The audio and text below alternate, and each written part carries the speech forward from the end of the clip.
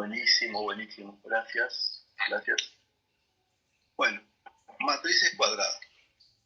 Sea A sub i j, recuerden que la escritura, digamos, de una matriz se puede escribir como está acá, ¿no es cierto? A ver.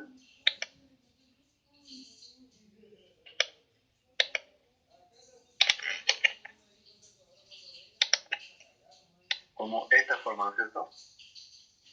Sea A sub i j, entre paréntesis, ¿no es cierto? A sub i j es un elemento cualquiera de la matriz.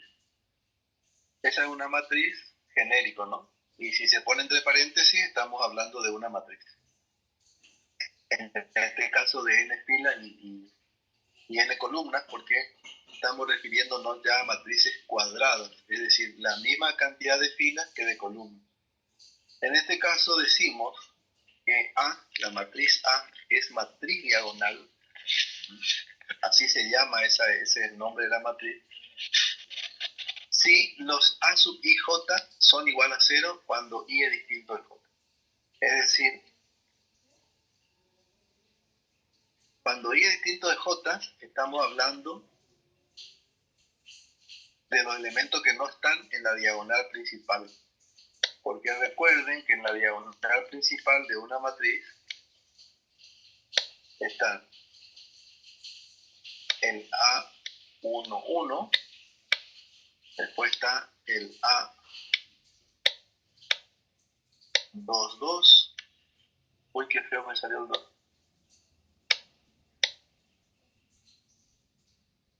Y así sucesivamente en la diagonal principal están, bueno, en realidad no con corchetes, sino con paréntesis,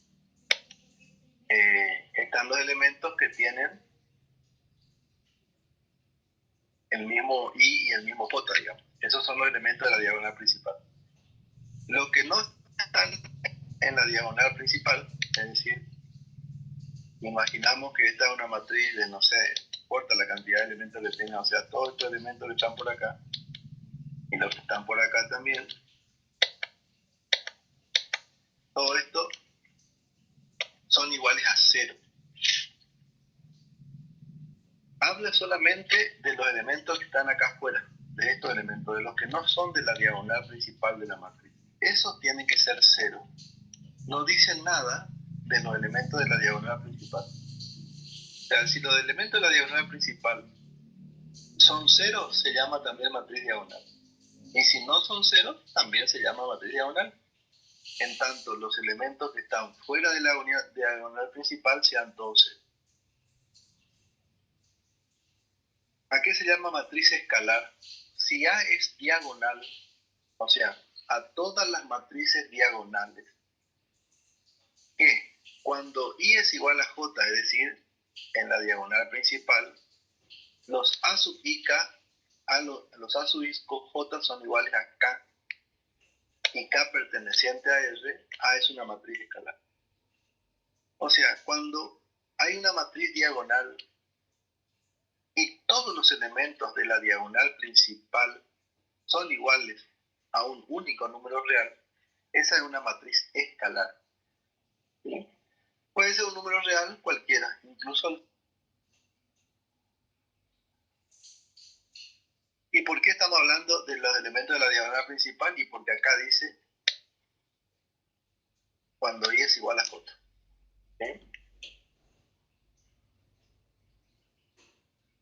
Entonces, por ejemplo, una matriz diagonal, por ejemplo, sería esta, ¿no? 1, 0, 0, 1. ¿Sí? O sea, es una matriz diagonal porque los elementos que no son de la diagonal principal son 0. Y en la diagonal principal está el mismo K perteneciente a R. Este es el 1 que está acá, es el mismo K que está acá. Puede ser 10, pero acá también tiene que ser 10. ¿Sí? La matriz escalar con K igual a 1 se llama matriz identidad de orden N. Es decir, la I2, por ejemplo, a ver, ya la I2 ya conocen mucho, pero por ejemplo la I3 es esta matriz que tiene los elementos de la diagonal principal, son todos 1. ¿Sí? Y por supuesto acá tiene 0, 0, acá tiene 0, tiene un 0. Esta es, por supuesto, de clase 3 por 3, siempre matriz cuadrada, ¿no? Entonces, ahí dice, la matriz escalar, con k igual a 1, se llama matriz identidad. Es decir, estas son definiciones, ¿no? Que de matrices cuadradas especiales. Primero definimos la diagonal, y en función de la matriz diagonal, la matriz escalar, y luego, en función de la escalar, la matriz identidad.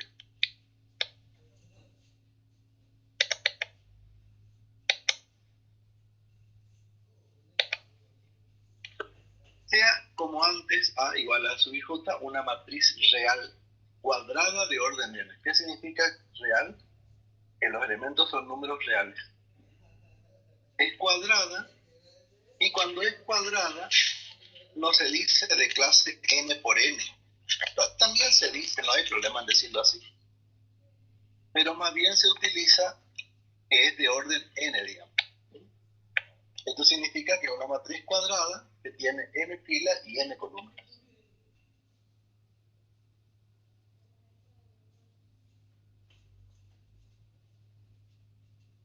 Si hay una matriz triangular superior, si los A sub i j son ceros cuando i es mayor que j.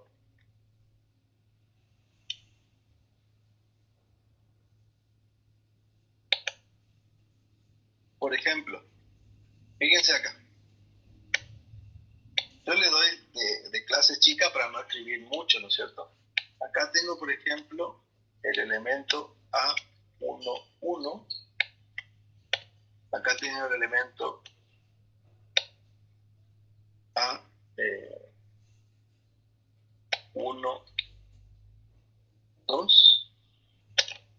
Acá tengo el elemento A2, 1. Y acá tengo el A2, 2. Bueno, en la diagonal principal, ustedes saben que la fila y la columna son las mismas. A1, 1, A2, 2, A3, 3, A4, 4, A5, 5, A6, 6. Si la matriz, por ejemplo, es de orden 6, ¿no? Ahora tenemos una matriz de orden 2, una matriz cuadrada de orden 2. ¿Y cuando i es mayor que j? Acá abajo.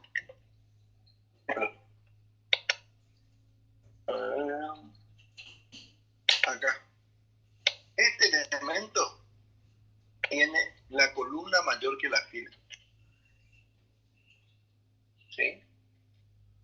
Entonces, una matriz triangular superior, fíjense que acá hay un triángulo. De acá viene el nombre del triángulo. Ahí hay un triángulo. Es triangular superior y este elemento que está acá es 0.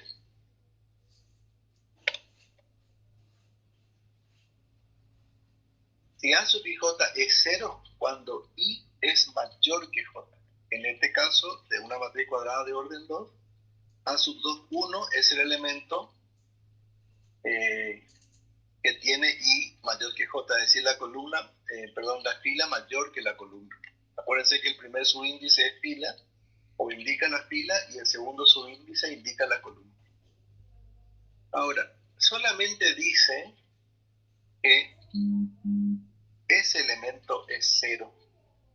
De los demás que pertenecen al triángulo, es decir, de A1, 1, A2, 2 y A1, 2, no dice nada. Por lo tanto, puede ser cualquier número real, puede incluso ser. ¿Sí? O sea, la matriz nula de orden 2, la que tiene elementos 0, 0, 0, 0, es también una matriz triangular superior. Porque lo único que hay que mirar es que tenga cero el elementito de abajo, digamos, el triangulito de abajo. Y lo demás no importa. O sea, de lo demás no dice nada, digamos. Bueno, A es una matriz triangular inferior si el triángulo ahora está abajo. Y el A sub i j es 0 para i menor que j. Este elemento tiene que ser 0 para que la matriz sea triangular inferior.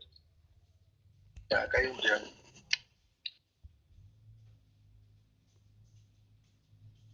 Y por último, A es una matriz simétrica si A y la traspuesta de A son las mismas matrices.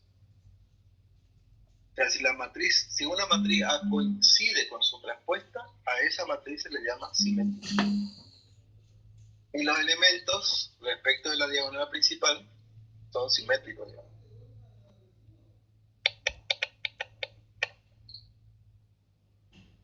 Bueno, matrices no singulares.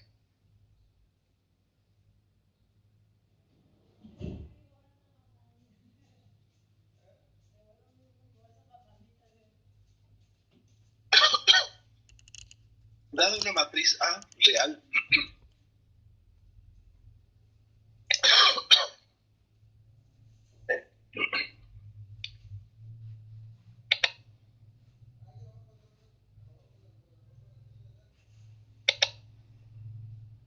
bueno, dada una matriz A real cuadrada de orden n, decimos que A es no singular o inversible o invertible o que admite inversa, si solo si existe a la menos 1 del mismo orden, tal que la matriz A por su inversa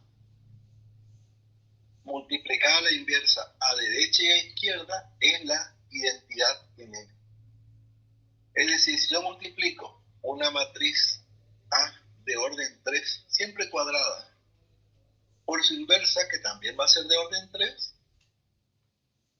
da lo mismo multiplicar la inversa a derecha o a izquierda y eso me va a dar la identidad, la I sub 3, digamos. Esto es como el elemento, como el inverso del producto de reales. O sea, si yo multiplico 5 por un quinto que es el inverso, eso me da el elemento neutro que es el 1. El inverso, perdón, que es 1. ¿Sí? Y acá si multiplico una matriz por su inversa, me da el inverso multiplicativo, que en este caso es la identidad, ¿no es cierto? En este caso, A a la menos 1 se llama inversa de A y es única. O sea, no hay dos inversas, digamos. Para demostrar exactamente eso, digamos que no hay dos matrices inversas, siempre utilizamos más o menos el mismo proceder. O sea, suponemos que A a la menos 1, o eso que queremos, para demostrar la unicidad, digamos, procedemos siempre así. La unicidad viene de único, ¿no? Bueno, sea A perteneciente a R en la n por n, al conjunto de las matrices de coeficientes reales cuadradas de orden n, eso es todo esto, no singular, es decir, admite inverso, entonces existe A a la menos 1 perteneciente también a ese conjunto, tal que A a la menos 1 por A es A por A a la menos 1 es la identidad. Y vamos a suponer que A no es única. Si no es única, existe otra matriz B que cumple las mismas características de A a la menos 1. Es decir, en lugar de A a la menos 1 pongo B, B por A es A por B, y eso da la identidad. Si logro probar que eso es así, entonces A a la menos 1, la inversa de A, no es única, porque también va a haber una matriz B, también de cuadrada de orden n, que cumplan con esa característica. Bueno, entonces, ya sabemos que cualquier matriz es lo mismo, digamos, que ella misma multiplicada por la identidad.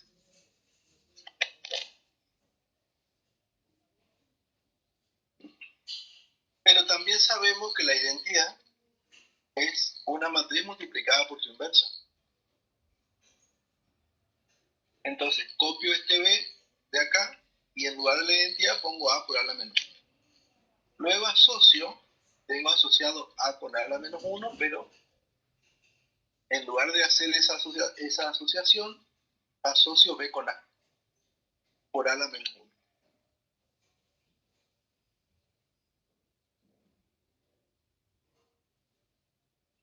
Bueno, pero B por A es la identidad. Entonces B por A reemplazo por la identidad, multiplicado por A a la menos 1, y cualquier matriz, en este caso A a la menos 1 es una matriz también, es la inversa de A, multiplicada por la identidad me da A a la menos 1. Por lo tanto, logro probar que esa matriz B que yo dije que existe, no es otra, es A a la menos 1, digamos. Por lo tanto, no hay otra B. O sea, no hay otra inversa, digamos. Es siempre la misma matriz que multiplicado por la matriz A, digamos, a izquierda o derecha da la identidad, ¿no es cierto?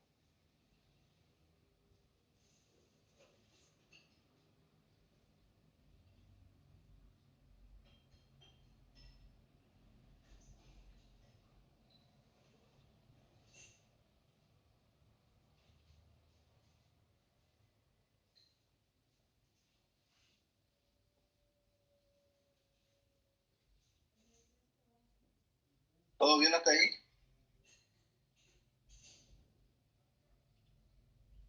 Sí, profe. Bueno,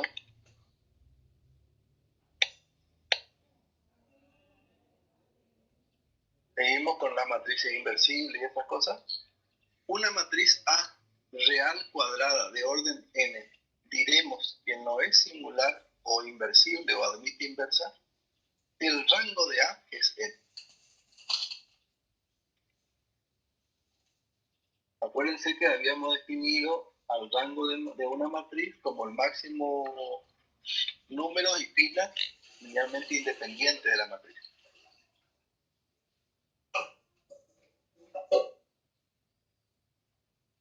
Entonces, una matriz A real cuadrada de orden n, diremos que admite inversa o tiene inversa, o es no singular o invertible, si solo si el rango de A es n. Uno primero podría, antes de meterse a calcular la inversa de A, de la matriz, ¿no? Primero calcular el rango. Y si el rango coincide con el número de filas, por ejemplo, una matriz de 5 filas y 5 columnas, uno calcula el rango. A ver, no es que vaya yo a calcular el rango, sino a utilizar alguna propiedad, porque a lo mejor calcular el rango y calcular la inversa es casi el mismo, lleva el mismo esfuerzo, digamos. Lo que quiero decir es, si yo, por ejemplo, reconozco que una fila se puede expresar como combinación lineal de las otras, entonces el rango de esa matriz no es n, sino, por ejemplo, n-1.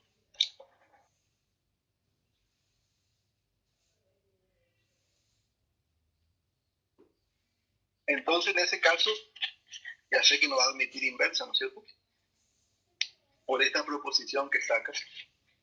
Además dice que es sí, solo sí, o sea, hay una equivalencia. Una matriz real cuadrada de orden n es inversible, admite inversa, digamos, inversible o invertible, el rango de la matriz n. Y el rango de n-1 ya no admite inversa. Entonces, si yo puedo ver que el rango de una matriz es menor que el número de filas, ya ni me pongo a calcular la inversa. Porque van a ver cómo se calcula la inversa. Una de las formas de calcular la inversa. Es un procedimiento un poco, no difícil, pero lleva su tiempo. Dependiendo también del orden de la matriz, digamos. Si, por ejemplo, una matriz de orden 2, cuadrada de orden 2, es sencillísimo, rapidísimo, se calcula la inversa. Incluso si es de orden 3. Ahora, de mayor orden ya cuesta un poquito más, ¿no es cierto? Bueno, ¿cómo se calcula la inversa? Se da la matriz A, perteneciente a R a la n por n, referir al conjunto de las matrices cuadradas de orden n y coeficientes en R, tal que el rango de A es igual a n, y n también es el rango de la identidad en N. O sea, la matriz de identidad en N, obviamente, por ejemplo, la I2, el rango es 2 porque los vectores son 1, 0, 0, 1. Y esos vectores son los vectores canónicos de R2. Con esos vectores se generan todo R2. Por lo tanto, seguramente son linealmente independientes y el rango de la identidad 2 es 2. Lo mismo que el rango de I3, porque I3 está formado por los vectores 1, 0, 0, 0, 1, 0, 0, 0, 1. Y esos tres vectores son linealmente independientes y de hecho constituyen una base de R3. ¿Sí? Entonces, suponemos que aplicamos una sucesión finita de transformaciones elementales. Acuérdense que definimos lo que era una transformación elemental en la clase pasada. Esto es, hay tres, ¿no es cierto?, que se pueden permutar filas. Se pueden hacer para fila y columna. Vamos a hablar de filas. Se pueden permutar dos filas. Se puede cambiar una fila por la multiplicación de otra por un escalar. Se pueden sumar dos filas y reemplazar una tercera por la suma de estas dos. Obviamente cualquiera de estas tres se pueden intercambiar, se pueden hacer en un solo paso, por ejemplo, la suma de matrices, pero previamente multiplicada por un escalar. Entonces, ¿cuál es el procedimiento para el cálculo de la inversa con estas transformaciones elementales? Al aplicar a IN la misma secuencia de operaciones elementales, resulta la inversa. Es decir, fíjense acá.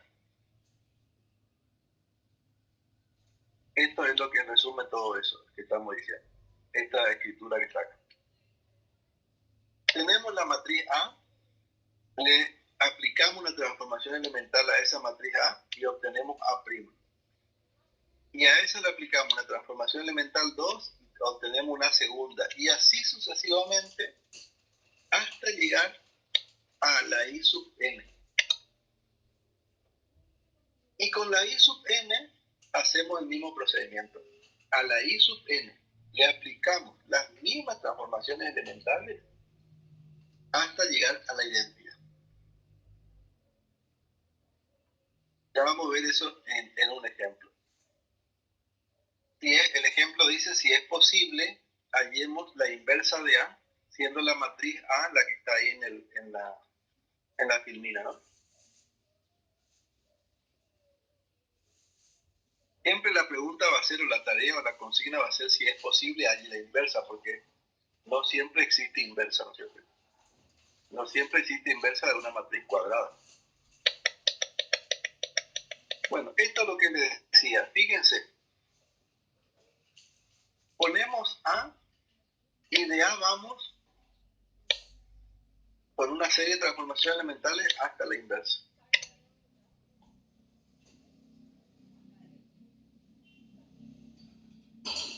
Y al lado de A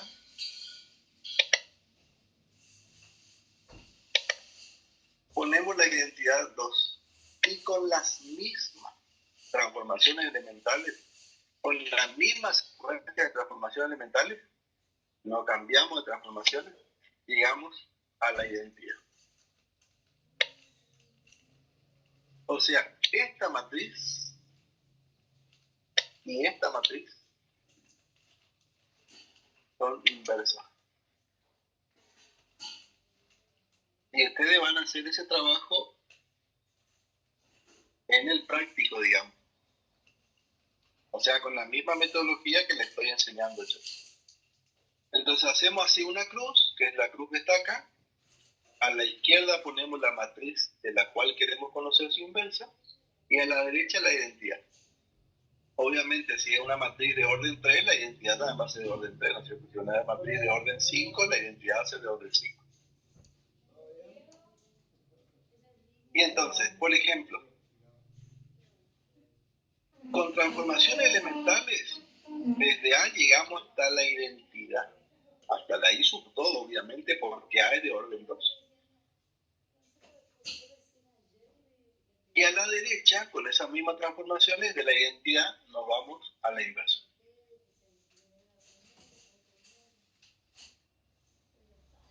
Por ejemplo, acá hacemos fila 1, le mandamos a la fila 2 y la fila 2 le mandamos a la fila 1. Eso hacemos en las dos, ¿no? Entonces, 2 menos 1 pasa acá a la segunda. En lugar de ser primera fila, ahora es segunda fila. Y la segunda fila, que es 1, 4, pasa a ser primera acá, 1, 4. La fila 1, 1, 0 pasa a ser segunda fila acá. Y la fila 2, 0, 1 pasa a ser primera fila. Luego, ¿qué hacemos acá? Fíjense que acá tenemos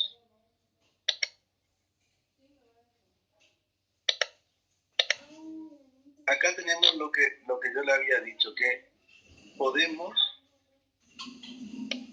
tomar dos filas, pero una de ellas premultiplicada por un escalar. Es decir, podemos hacer dos transformaciones elementales en un solo paso. A la fila 1 le multiplicamos por menos 2, le sumamos la fila 2 y ese resultado mandamos a la fila 2. Fíjense de acá, el 1, 4 queda como está. Y acá fíjense cómo hago. 2 por menos 1, menos 2, más 2, 0. 2 por menos 4, menos 8, menos 1, menos 9. La misma transformación elemental la aplico a esta matriz. Menos 2 por 0, 0, más 1, 1. Ando acá. Menos 2 por 1, menos 2, más 0, menos 2. Y así sigo, ¿no? ¿Cuándo paro? Cuando acá obtengo la identidad. Y una vez que acá obtuve la identidad, automáticamente miro, pongo el ojo en la matriz que está al lado, y esa ya es la inversa. Una forma de corroborar es haciendo el producto entre la matriz A, voy a escribir el nombre nomás, ¿no? Es mejor, y la inversa a la menos 1. Acuérdense que A es esta matriz, esta, y la inversa de A es esta otra. Entonces, hago la multiplicación entre A y A la menos 1, y acá, ¿qué es lo que tengo que obtener? Acá tengo que obtener la identidad y supero. Entonces, ese es el procedimiento. Lo van a hacer mucho en el práctico.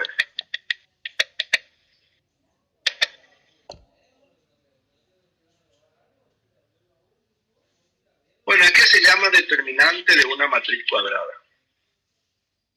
En lo que sigue escribiremos A. Fíjense cómo vamos a escribir entre paréntesis A1, A2, A3, A4, A n, donde A sub i, con i variando desde 1 hasta n, denota la columna que ocupa el lugar i de la matriz cuadrada A. ¿Sí? Entonces, el A sub i, con i desde 0 hasta 1, denota la columna. O sea, esta sería, el A1 sería la columna 1, el A2 sería la columna 2, y el AN la columna E. Determinante de orden n es toda función que se llama, ¿cómo se llama la función? Y bueno, D de determinante. Una función que tiene dominio en el conjunto de las matrices de orden n, cuadradas de orden n, y elementos reales, e imagen en el conjunto de los números reales. En el práctico van a estudiar bien cómo se refiere a un determinante. Que verifica, también estamos haciendo acá una definición axiomática, ¿no es cierto? Como hicimos para los números complejos, para los polinomios. ¿Sí? A ver, esa función cumple las siguientes condiciones. El determinante de una matriz que tiene una columna como suma de otras dos, el determinante de la matriz que contiene la primera de las columnas más el determinante de la matriz que contiene la segunda columna. Es decir, si esta es una columna, cualquier columna, la columna J, que es suma de otra, esa columna se nota que es suma, hay dos elementos sumándose, entonces podemos separar los determinantes. Determinante de la primera matriz con la primera columna, la columna del primer sumando, digamos, y el determinante de la segunda. Si una matriz tiene las dos,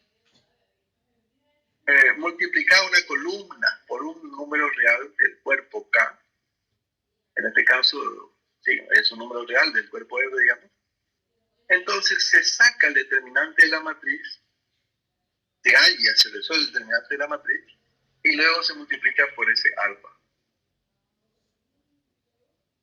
Si una matriz tiene dos columnas iguales, el determinante es 0. Y por último, el determinante de la matriz identidad es 1.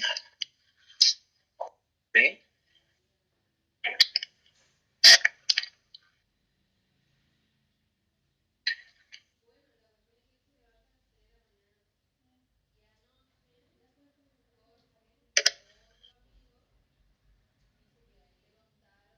¿Estamos hasta ahí?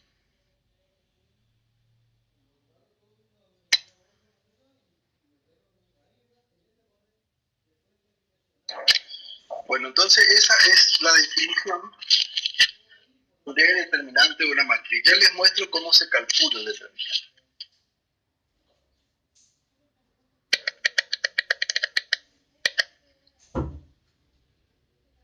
Bueno, acá hay algunas propiedades, antes de explicarle eso, cómo se calcula, que dicen lo siguiente. Si permutamos dos columnas de una matriz, los correspondientes determinantes son opuestos. Si acuérdense que un determinante es una función que tiene dominio en el conjunto de las matrices cuadradas de orden en elementos reales y codominio del conjunto de números reales. O sea, el determinante es un número. La notación o la escritura de un determinante es muy parecida a la de una matriz, pero no hay que confundir una matriz con un número. ¿Sí? El determinante no se puede, uno no puede decir el determinante o un determinante, sino el determinante de una matriz. El determinante de una matriz es un número real, por la propia definición, ¿no es cierto? Cómo se define la función determinante. Bueno, la segunda propiedad. Si una columna de una matriz es nula, su determinante es 0. La tercera, el determinante de una matriz no varía si a una columna se le suma una combinación lineal de otras. O sea, si yo tomo dos columnas, la columna 3 y la columna 4, y hago alfa por la columna 3 más beta por la columna 4, donde alfa y beta son números reales, y ese resultado reemplazo en la columna 5, el determinante va a ser el mismo.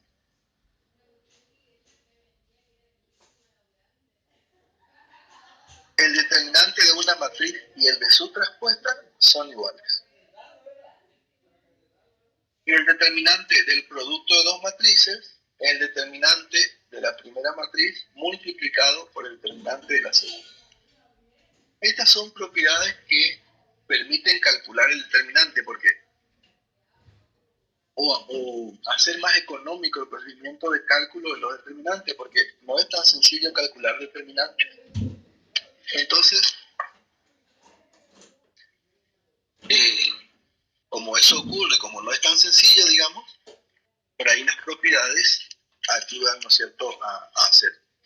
Y yo, por ejemplo, tengo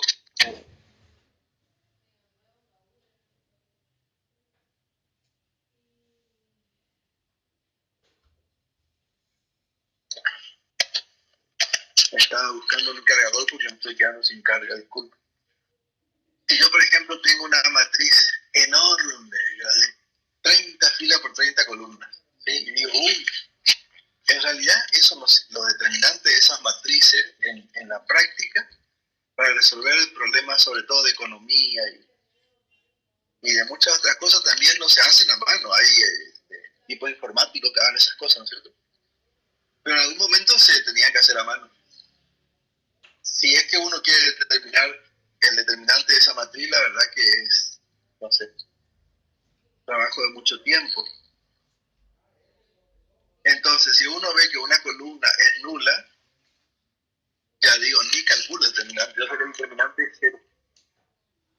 Entonces, lo que puedo hacer en 2 meses, lo hago al instante, digamos, reconociendo una propiedad. Digamos, para eso están hechas las cosas en matemáticas, ¿no es cierto? O sea, una de las cosas que busca la matemática es herramienta para resolver problemas. Y cuando hay herramientas muy difíciles o muy complejas o poco económicas o poco pertinentes o incompletas, etcétera, para resolver un problema, entonces todos los matemáticos e investigadores siguen buscando herramientas y encuentran un montón de cosas. Y ahí es que aparecen técnicas, aparecen propiedades, etcétera. Si ustedes ven, por ejemplo, en los libros o en internet, si buscan propiedades de los determinantes, y van a encontrar muchas propiedades. Algunos apuntes, algunos libros tienen muchas más propiedades que otros, ¿no es cierto? Pero son realmente muchas. Entonces, ¿por qué tantas propiedades de los determinantes? Y porque son resultados parciales.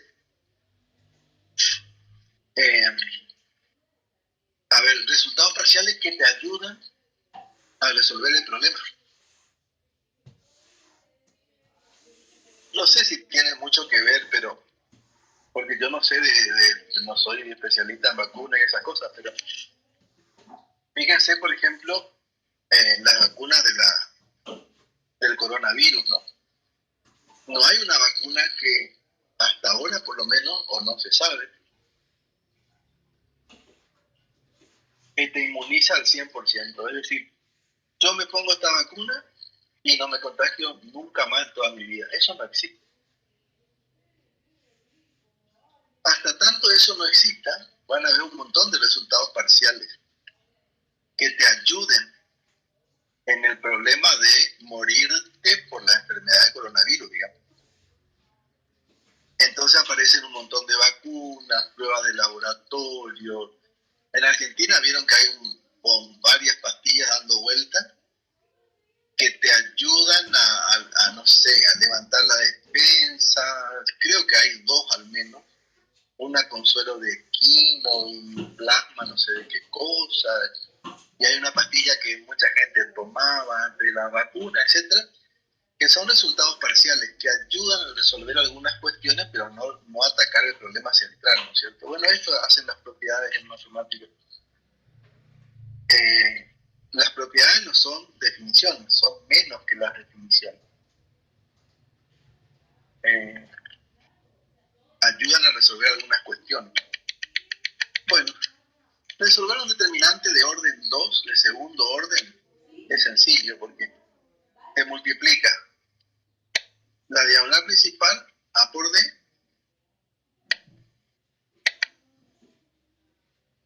y se le resta la diagonal secundaria C por D. Entonces, A por D menos B por C o C por D, que es lo mismo.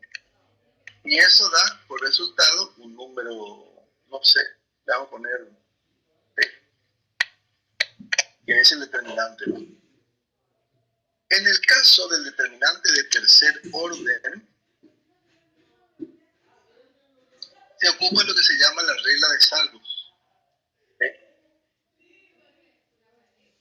Si yo tengo, por ejemplo, este es un determinante de tercer orden, ¿no? Tiene 3 y 3.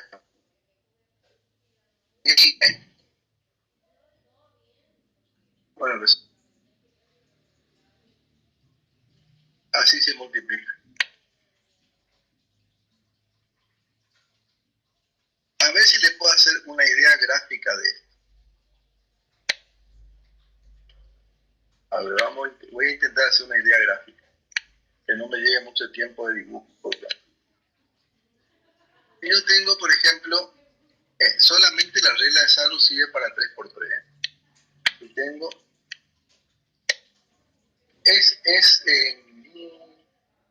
la escritura de un determinante es los elementos como si fueran matrices, pero cerrados por rayas verticales, no como las matrices que se usan paréntesis.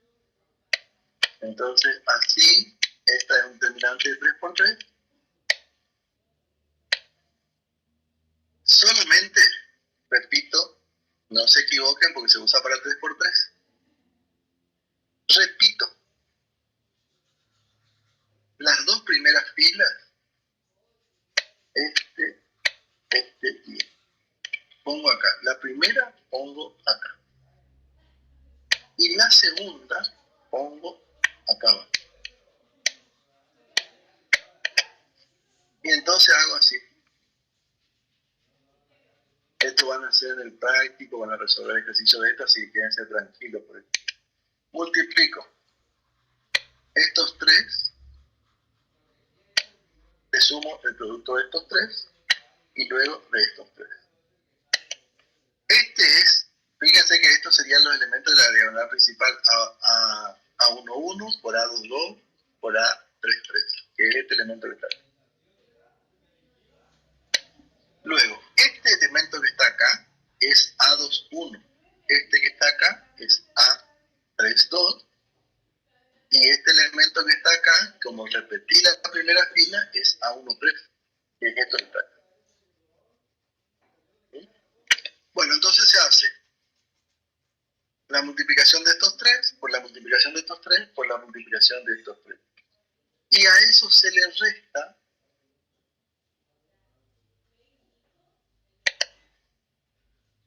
la multiplicación de estos tres, la multiplicación de estos tres y la multiplicación de estos tres. O sea, se multiplica cruzado, digo.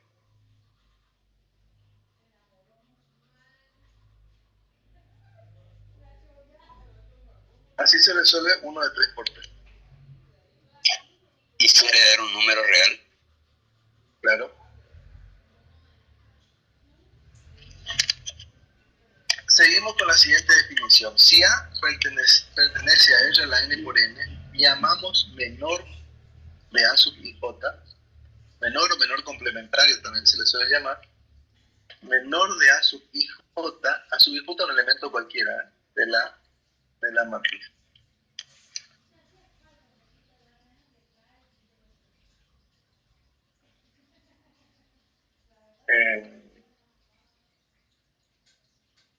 Acá, bueno, es la demás.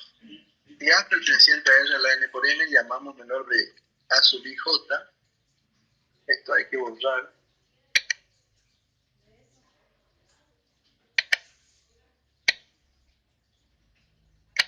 Esto nada de esto no va.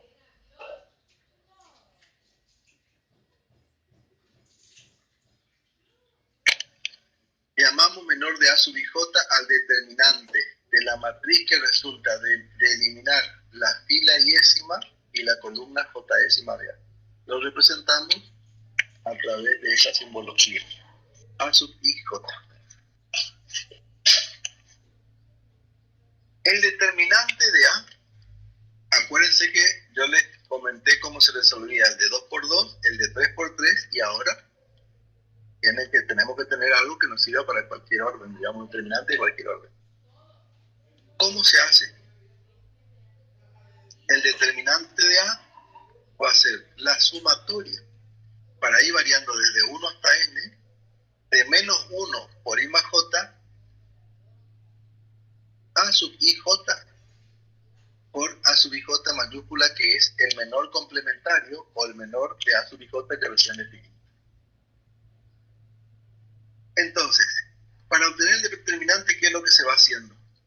Se elige un A sub ij cualquiera. A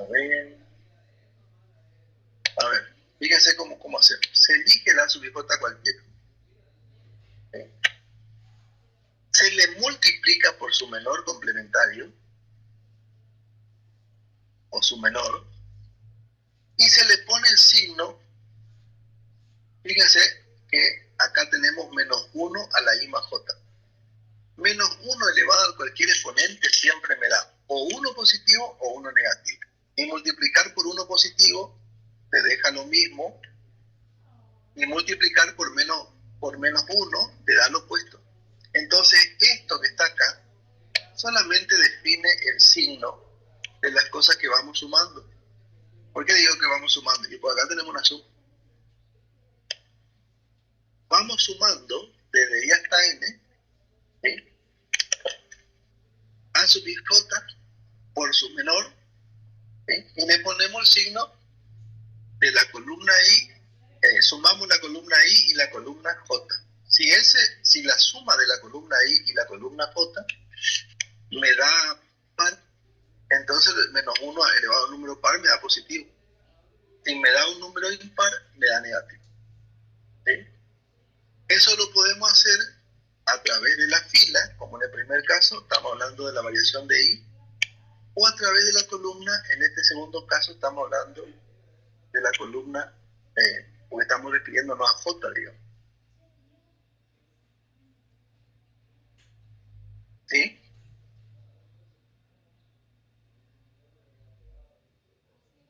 Eso igual van a ser estas cosas, yo les estoy mostrando nomás que hay una fórmula para calcular el determinante de orden mayor que orden 3, y se hace de esa manera, digamos. Igual en el práctico ustedes van a usar esta fórmula y van a aprender cómo se hace, ¿no? Cómo se utiliza la fórmula. No sé.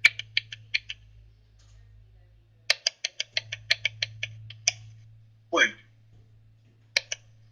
acá hay otro, y con esto terminamos matrices. En todo caso hacemos un recrédito ahora y empezamos con algo de sistemas rapidito para no perder mucho tiempo. El cálculo de la inversa. Yo ya le había mostrado un procedimiento para obtener la inversa de una matriz cuadrada, ¿no es cierto? Ahora, a través de estas cosas, estos resultados que estuvimos estudiando ahora, hay otra forma, digamos, de obtener la inversa.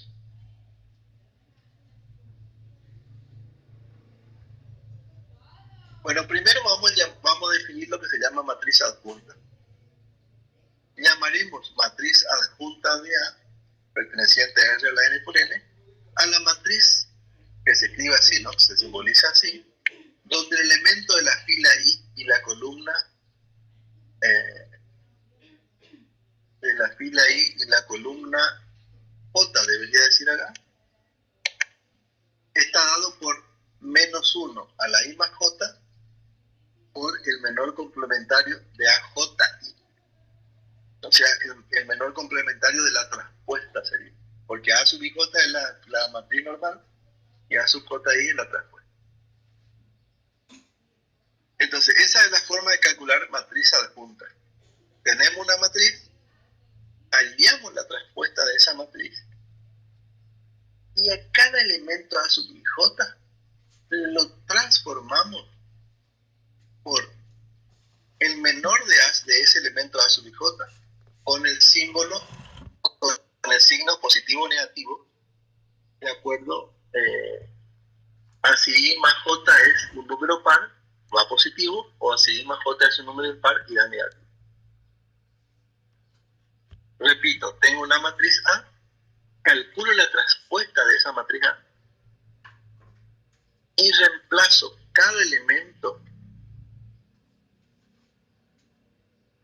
de la matriz traspuesta, por ejemplo A sub IJ, que le llamo A sub IJ, A sub JI, perdón, porque es traspuesta, y a ese elemento lo cambio por su menor complemento.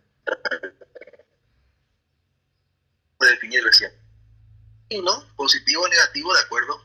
Y si yo tomo, por ejemplo, el elemento A sub 1, 1, ahí eso va a ser positivo, porque 1 más 1 es 2. Luego sigo con el elemento A sub 1, 2.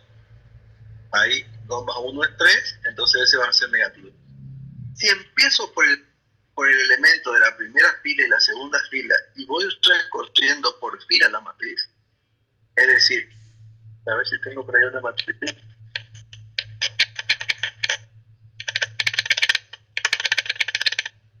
Uy, yo le... Bueno, si no, no tengo ninguna matriz a mano.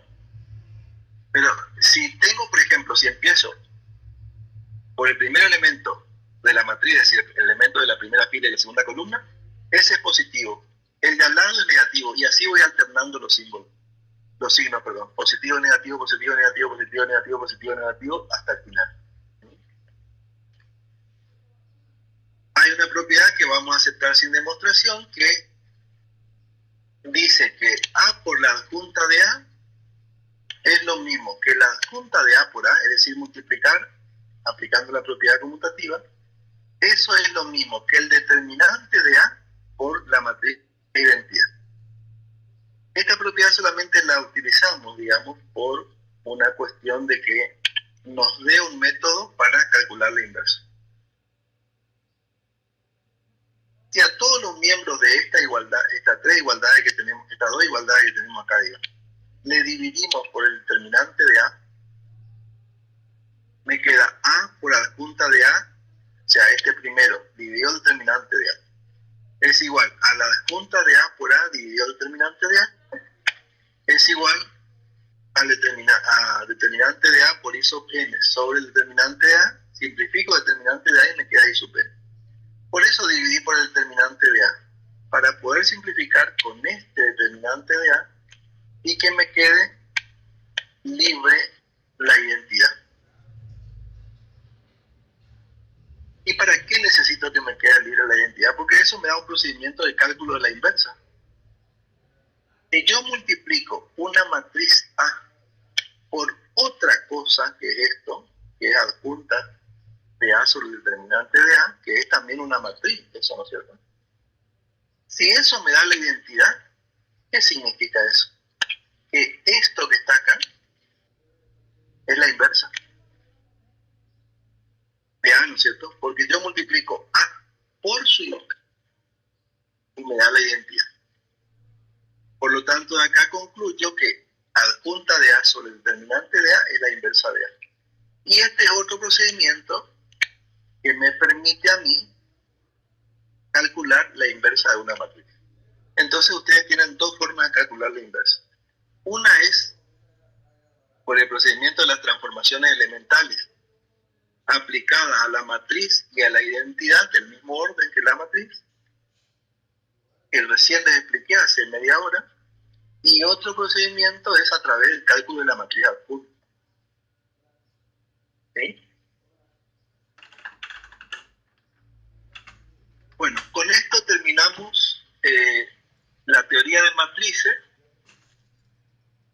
Como tenemos, Yo no entendí algo. Como tenemos todavía bastante tiempo y el jueves no hay clase teórica, vamos a aprovechar para dentro de 10 minutos más o menos avanzar con algo de sistema de ecuaciones. No se vayan de las reuniones. Algunos están abandonando, pero seguimos con la clase. Sí, ¿alguien me preguntó algo? Sí, yo quería saber qué es el menor complementario, o si me puede decir. Y lo que acabamos de definir recién. Acá dice definición. Si A perteneciente a R a la N por N, llamamos menor de A sub I J al determinante de la matriz que resulta de eliminar la iésima fila y la columna iésima. ¿Sí? O sea, cuando vos tenés, por ejemplo, una matriz, por ejemplo, a ver, si vos tenés esta matriz de orden 3, así, así.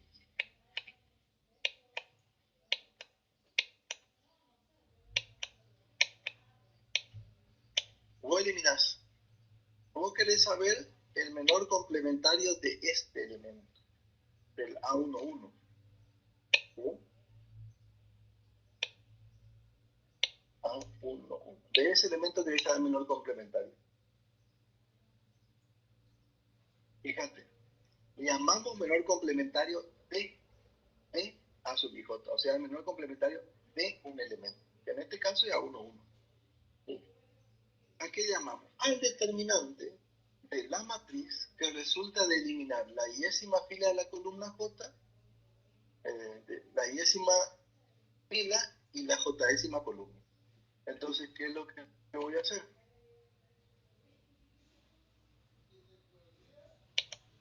Si quiero el menor complementario de A sub 1 es 1, elimino la primera columna, elimino la primera fila y calculo este determinante.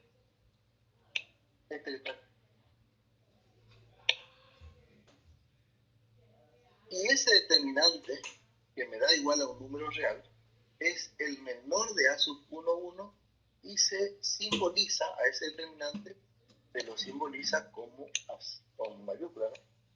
A1, 1, que es el menor de A sub IJ, en este caso menor de A sub 1, 1. Y eso de menor complementario se define, se usa, digamos, para calcular la adjunta, y la adjunta se usa para calcular la inversa, ¿no? Gracias. De nada. ¿Se entendió ahora?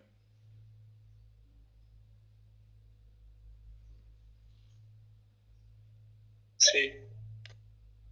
Bueno, sí, la verdad que este tema de matrices es horrible porque la simbología es muy espesa y hay muchas definiciones. Sí, yo le entiendo a ustedes porque fundamentalmente este tema de matrices es bastante espeso. Lo que pasa es que el práctico de matrices es bien sencillo. O sea, ustedes van a querer hacer ejercicio de matrices en el parcial, seguro, porque resolver los ejercicios son fáciles. El tema es que lo que cuesta de matrices es la teoría, pero es por la escritura nomás, ¿no es cierto? Bueno, nos tomamos 10 minutos de recreo y empezamos con algo de sistemas de ecuaciones.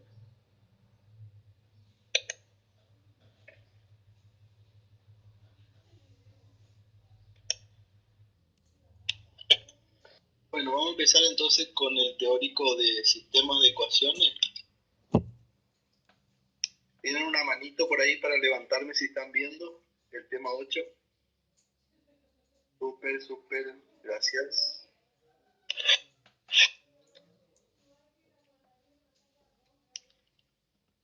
Bueno, definición. Se llama ecuación lineal con las incógnitas x1, x2, xn sobre un cuerpo R. Estamos hablando en particular del cuerpo de los números reales. Ahora ya no sobre un cuerpo K y esas cosas, sino particularizamos ya al cuerpo de los números reales.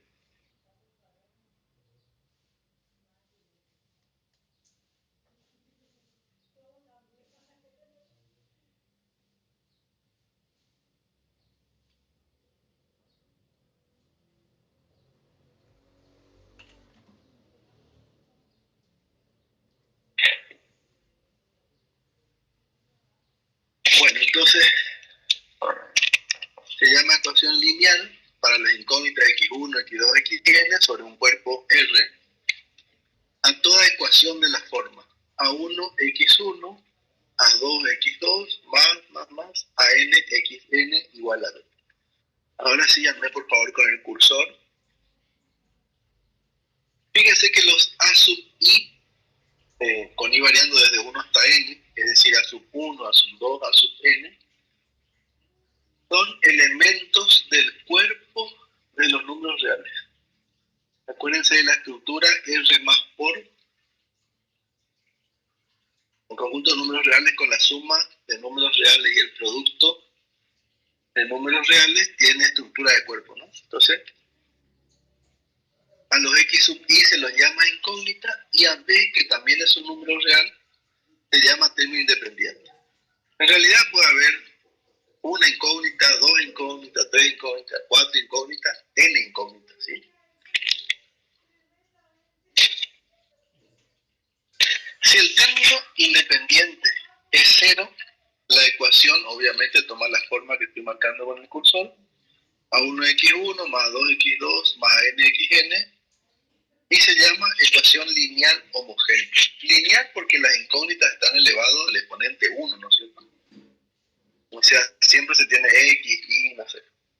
Porque si están al cuadrado y esas cosas ya no son más lineales.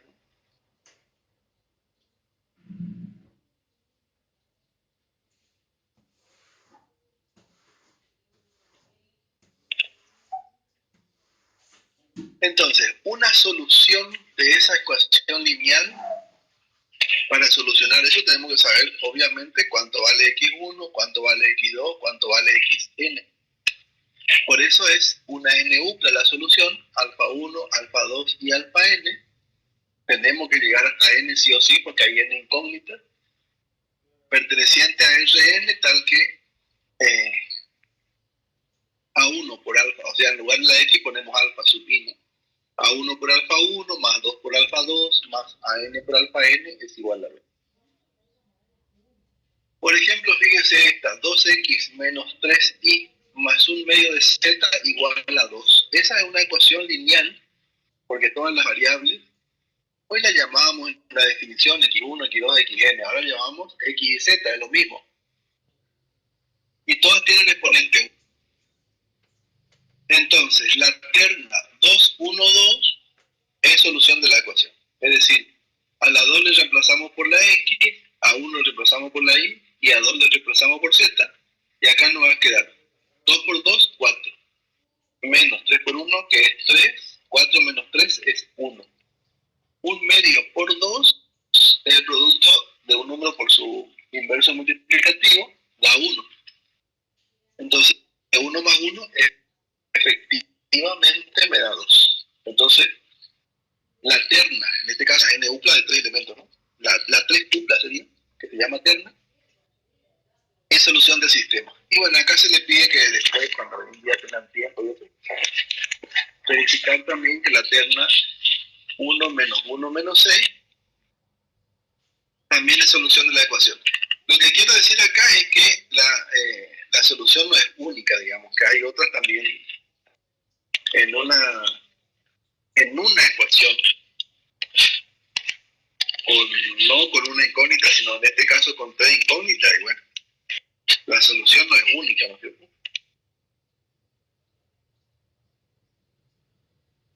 Bueno, ¿a qué llamamos una pregunta? ¿Por qué hay 3 incógnitas, profe? ejemplo, hijo? Incógnita 5 incógnitas, 800 incógnitas, 10.000 incógnitas. Porque estamos estudiando, el título de la unidad lo dice, sistema de ecuaciones lineales. Lineal de x2, xn, cualquier número de incógnitas, estamos generalizando el estudio de la ecuación para cualquier número de incógnitas.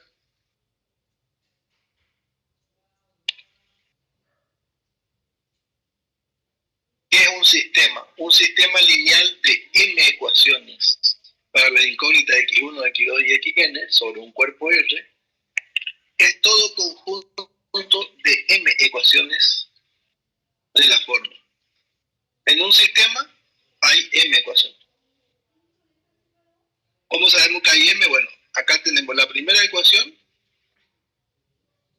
demarcando con el cursor. La segunda ecuación, y acá la enésima ecuación me indica este número que está acá, y también el término independiente que ve sub m.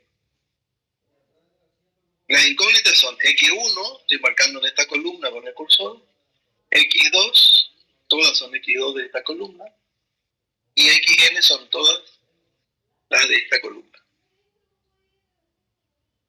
O sea, un sistema de m ecuaciones está compuesta, justamente como su nombre lo indica, es un conjunto de m ecuaciones. ¿Sí? Un sistema lineal de m ecuaciones para las incógnitas x1, xn sobre un cuerpo R es todo conjunto de m ecuaciones que tiene estas características de escritura. ¿Sí? La que estoy marcando con el cursor. Una solución del sistema de ecuaciones lineales para la incógnita x1, x2 y xn es toda n upla, alfa 1, alfa 2 y alfa n, perteneciente a Rn, que sea solución de cada una de las ecuaciones del sistema. Acuérdense que hoy decíamos que para la solución de una ecuación lineal era una n upla.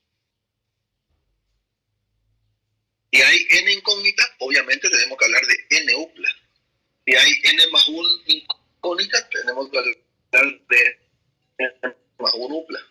Que cada incógnita tiene su valor, ¿no es cierto? Hay que hallar el valor de cada incógnita. Entonces, una solución del sistema de ecuaciones lineales para la incógnita es toda n upla, pero que sea solución de todas las ecuaciones, no de una sola, ni de la mayoría, no, de todas. ¿Sí? A eso llamamos conjunto solución. Y ya vamos a ver más adelante, y también lo van a ver en el práctico, cuáles son las herramientas con las que contamos para obtener justamente ese conjunto solución, ¿cierto? Definimos conjunto solución de un sistema de ecuaciones. Es el conjunto de todas las soluciones del sistema. Ahí está escrito el símbolo.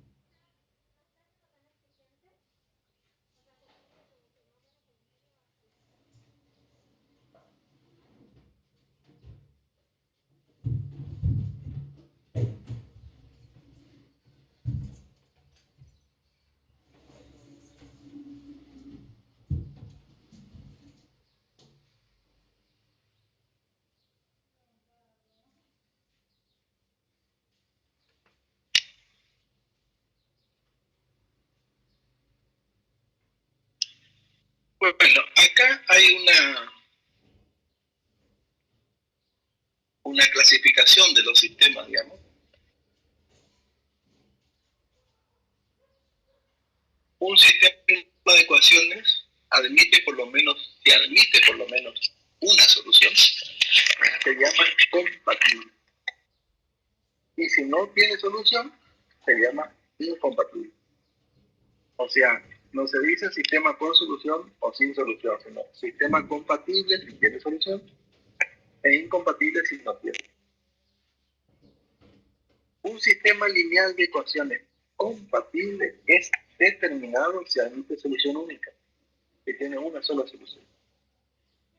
Y si admite infinitas soluciones, es indeterminado. Entonces, un sistema de ecuación lineal, estoy marcando donde el cursor, puede ser compatible o incompatible. Si es compatible, o sea, si admite solución, puede ser determinado cuando la solución es única o indeterminado cuando admite infinitas soluciones.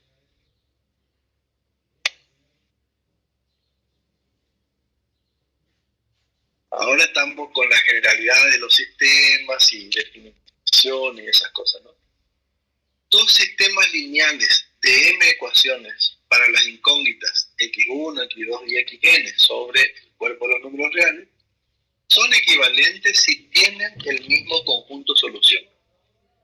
Es decir, la equivalencia de un sistema no pasa como con las funciones o los polinomios, cuando dos polinomios son iguales o cuando dos funciones son iguales, etc. Acá no se miran ni los coeficientes, ¿sí? Sino el conjunto solución. Para determinar que dos sistemas de ecuaciones lineales de m ecuaciones lineales y n incógnitas, esos son sistemas no cuadrados, ¿no? Porque el número de ecuaciones no coincide con el número de incógnitas. Cuando el número de ecuaciones coincide con el número de incógnitas, vamos a hablar de sistemas cuadrados. Repito, dos ecuaciones dos sistemas lineales de m ecuaciones para las incógnitas x1 y n son equivalentes si tienen el mismo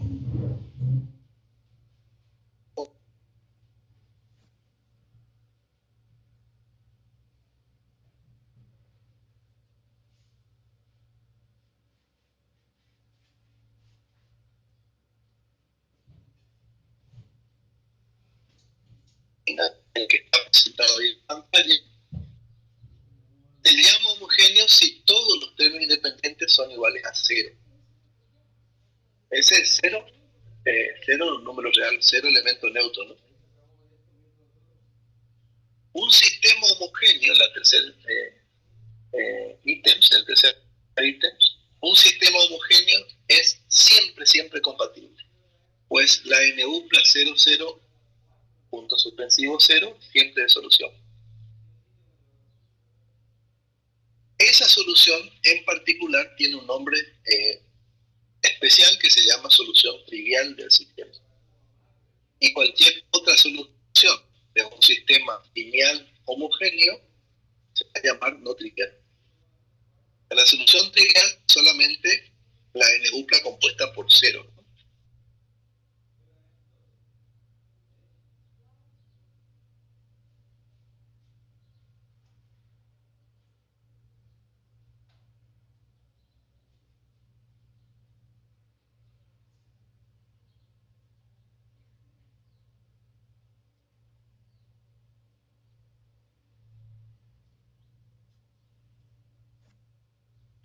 Bueno, estaba mirando hasta dónde podemos avanzar de acuerdo al horario.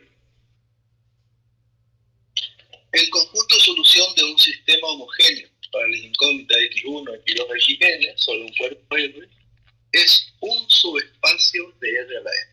¿Sí? O sea, estamos vinculando esto con el tema 6, ¿no? A ver, sí creo que el tema 6 de espacio vectorial. Bueno, vamos a mirar la demostración. Sea S incluido en R a la n el conjunto solución de un sistema homogéneo. Acuérdense que el sistema tiene que ser de m ecuaciones con n incógnitas y homogéneo. Es decir, los términos independientes igual a 0. Si S incluido en R a la n es el conjunto solución de un sistema homogéneo de m ecuaciones con n incógnitas, entonces, primero, el vector nulo es la NUPLA compuesta por 0. Pertenece a S porque el vector nulo es solución de toda ecuación homogénea. Lo vimos recién. ¿Sí? En particular, el vector nulo pertenece a S seguro. ¿Por qué? Porque estamos llamando S al conjunto solución de un sistema homogéneo. Y un sistema homogéneo siempre admite la solución trivial. Es decir, la NUPLA formada por, o sea, que tiene todos sus componentes iguales a 0. Acuérdense que hay tres propiedades que hay que demostrar para determinar si un conjunto subespacio es un espacio vectorial. Una es que el vector nulo pertenezca a S, que la suma de elementos de S esté en S y que el producto por un escalar, el vector escalar, esté en S también. Entonces, si alfa es una NUPLA formada por los elementos alfa 1, alfa 2 y alfa n, lo mismo beta, son elementos de S. Entonces, AI1 por alfa 1 más AI2 por alfa 2 más AIN por alfa n es igual a 0. Y AI1 por beta 1, si son de S, digamos, ya es el conjunto solución. Por lo tanto, si reemplazamos la incógnita por los alfa, eso es lo que estamos haciendo acá, digamos. Estamos tomando la columna la fila I, y estamos variando la columna. La fila I, columna 1, fila I, columna 2, fila I, columna N, igual a N. Y lo mismo hacemos para beta, sumando ambos miembros y alfa 1, AI1, AI1, AI1, saco factor común y sumo alfa 1 con beta 1. Estoy marcando acá con el cursor. AI2 por AI2 saco factor común y sumo alfa 2 más beta 2. Pero alfa 1 más beta 1 son números reales. ¿Sí? Porque acuérdense que alfa es una n UCLA de números reales, lo mismo que beta. Y el conjunto de números reales es un cuerpo, por lo tanto la suma de elementos de R es cerrada en R. Por lo tanto, esto es AI1 por H más AI2 por H' más IN por H enésimo. ¿Sí? Por lo tanto, son elementos de S porque da igual a 0, ¿no es cierto? Sumo estas dos ecuaciones que estoy marcando con el cursor. Y bueno, acá sumo también los segundos miembros y me da 0 más 0 que es igual a 0. Y si alfa es alfa 1, alfa 2 y alfa n perteneciente a S, y hay un K perteneciente a R, entonces, como esta alfa de solución, reemplazo en cualquier fila, para una fila general cualquiera, y hago variar la columna, y me da 0. Si multiplico por K, ¿sí? A ambos miembros, en el primer miembro me va a quedar multiplicado por K, y en el segundo miembro K por 0 sigue siendo 0, ¿no es cierto? Aplico la propiedad distributiva y me va a quedar AI1 por K por alfa 1, AI2 por K por alfa 2, AIN por K por alfa n, y K por alfa n, K por alfa 1, K por alfa 2, K por alfa n, como K y alfa son números reales, y el producto de números reales es un número real, entonces también es solución, ¿no es cierto? O pertenece a K por alfa pertenece a ese. Y con eso queda demostrado que el conjunto de solución de un sistema homogéneo es un subespacio. Es lo que teníamos acá, ¿no? El conjunto solución de un sistema homogéneo para las incógnitas X1, X2, X0 es un subespacio de Rn.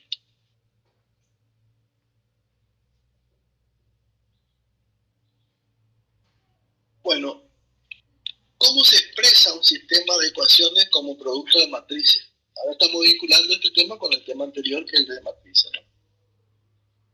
Tenemos el sistema, lo definimos así desde la primera filmina de este tema 1. Vamos a llamar matriz asociada al sistema a la matriz de clase M por N, o sea, M fila, N columna, formada por los coeficientes de las incógnitas.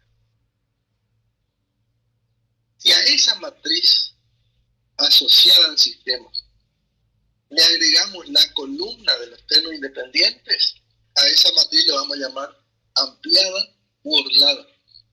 ¿Sí? Es decir, sacamos todos los coeficientes, A11, A12, A1n y ponemos acá como matriz. Después A21, A22, A2n en la segunda fila como matriz. Segunda fila de la matriz. Después AM1, AM2, AMN. Esa es la matriz asociada al sistema. Que justamente a veces, ya vamos a ir viendo eso más adelante, es conveniente trabajar para resolver un sistema, digamos, de M ecuaciones con N incógnitas. Es conveniente trabajar con la matriz de los coeficientes, porque favorece mucho las escrituras. Entonces, a esa matriz de los coeficientes la vamos a llamar matriz asociada al sistema. Y a esa matriz le agregamos la de los ternos independientes, estamos hablando de la matriz ampliada u orlada.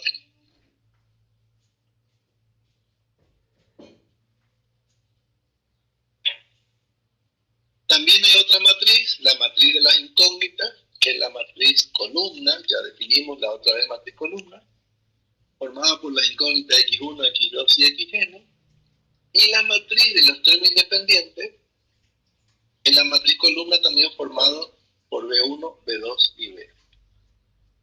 Entonces, si a la matriz de los coeficientes le multiplicamos la matriz de las incógnitas, obtenemos la matriz de los términos independientes. Y esa es la expresión matricial de un sistema, es decir, la expresión de un sistema de ecuaciones lineales. Expresión significa escritura, ¿no? O la escritura de un sistema de ecuaciones lineales como producto de matrices. O sea, de ahora en más a un sistema lo podemos escribir así: A por X igual a B. Entonces, en lugar de agarrar y escribir, fíjense, de escribir un sistema como estoy marcando ahora en el cursor, ¿sí? Este cursor, ¿no? Vieron que es grande la escritura y uno con los subíndices por ahí se puede complicar y escribe mal. Bueno, de ahora en más un sistema de m ecuaciones lineales con n incógnitas podemos escribir de esta manera como estoy marcando en el cursor: A por X igual a B, donde A es la matriz de los coeficientes, o la matriz asociada al sistema, digamos. X es la matriz columna de los términos independientes, y B es la matriz columna, X es la matriz de la incógnita, y B es la matriz columna de los términos independientes.